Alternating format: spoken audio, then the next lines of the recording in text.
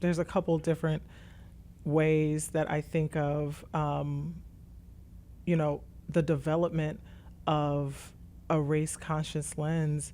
In many ways, it's like there was a practice of participating in, you know, liberation and equity at large. I like to think of like Harriet was legit a liberator. Like there was not this conscious of concept of let's make this environment work for me. It was like let me get out of this environment.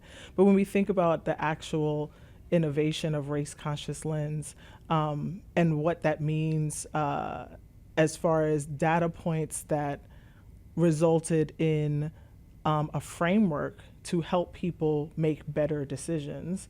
I feel like that's a conversation that, in the backdrop of America, gets missed because you're absolutely right. There is this, inherent feeling that merit, which also has not necessarily gotten the full breadth of like really talking about what do we mean by that. That there is this, that there's this, there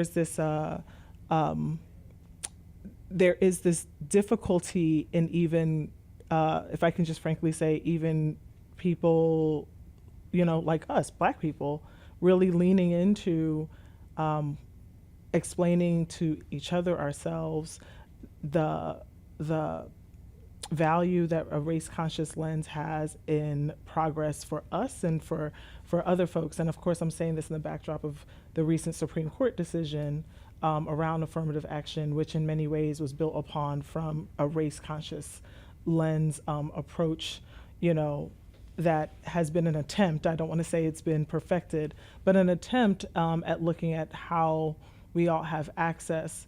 And so, without getting too, you know, you are an attorney. You are legally trained. You like don't say fake Yeah, attorney. I went to law school. You you went to law school, but I do, think about the progress that you all have, the model that you all have, um, you know, created or participated in at Robin Hood. I would love to think that that was even the practice that was being employed writ large in philanthropy.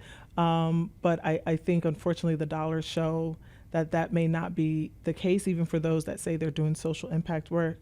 But I also know that a lot of the conversation with philanthropy is nervous about what they can fund, what they cannot fund, the impact of this case in their work. I don't know if this has come up for you in your space, but even if it hasn't, just Yeah, want no, to know of what your course, of thoughts course. are on that. Yeah, no, of course. You know, one of the, even to step back for a moment, I think institutions like Robin Hood, and this is not to be self-critical about our organization, it's true for every organization in this space, are by definition conservative with a lowercase c, in that there's often a sense that institutions like ours need to stay in a particular lane. If you're a grant-making institution, what you do is you make grants to organizations that are delivering services. What you don't do is you don't engage in policy and political work. Our mission is, again, as I said, is to fight poverty in New York City. In a typical year, we distribute about $140 million in funding. That's substantial funding. It makes us the largest poverty-fighting philanthropy in New York. But that money is dwarfed by New York City's $100 billion budget, by New York State's $200+ billion budget.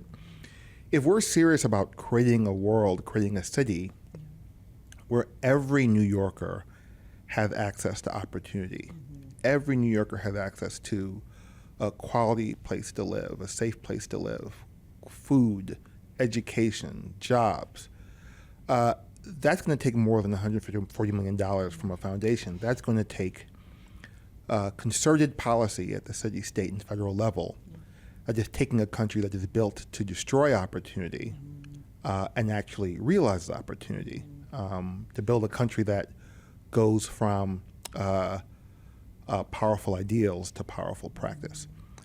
But institutions like ours, and part of it is the way the laws are written, I think constantly underestimate what we're allowed to do and what we can do.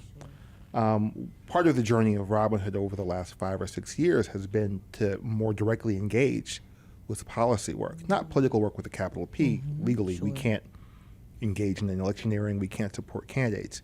But we can absolutely advocate for policies like increasing the minimum wage, expanding the child tax credit, improving health care, reducing barriers to developing deeply affordable housing. We can do that. It's appropriate for us to do that.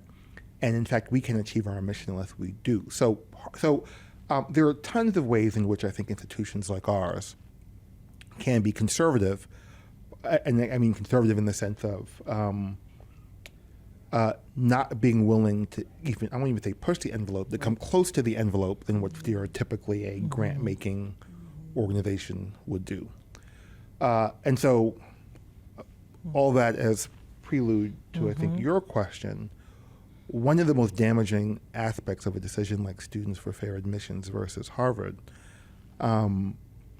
is that it will lead institutions to behave in ways that they're not required to behave, even by a deeply and fundamentally flawed decision. Even on the surface of that rule, that an institution like ours will say, well, we can't identify organizations led by people of color, though there's nothing in that decision that tells Robin Hood that we can't do that.